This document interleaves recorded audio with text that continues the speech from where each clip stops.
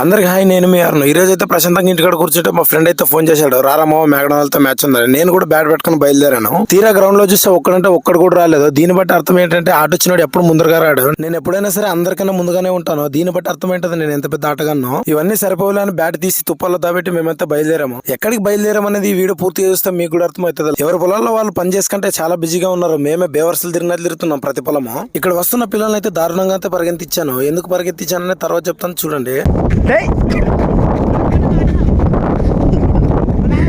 Starting లో అయితే చెప్పాను కదా, ఓ చోటుకి వెళ్తామని. ఆ చోటు ఈ చెట్టే.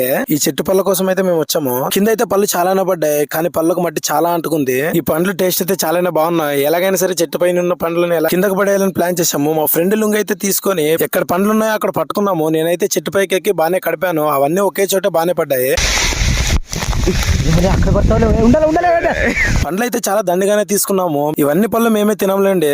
దారిని పోయే అనాథ పిల్లలు చాలా మంది అయితే ఉన్నారు మా ఊర్లో. వాళ్ళకైతే ఇస్తాము. ఈ వీడియోలో చూడండి. ఆ పళ్ళను అయితే చాలా నీట్ గా కడిగి ఒక సంచిలో అయితే మేము వేసాం. మాటల్లోనే అనాథ పిల్లలందరూ మాకే ఎదురయ్యారు. మాకు ఎదురొచ్చి మాకు పళ్ళు ఇవ్వండి అని అడుగుతున్నారు. చాలా బాధేసింది ఈ పిల్లల్ని చూస్తుంటే.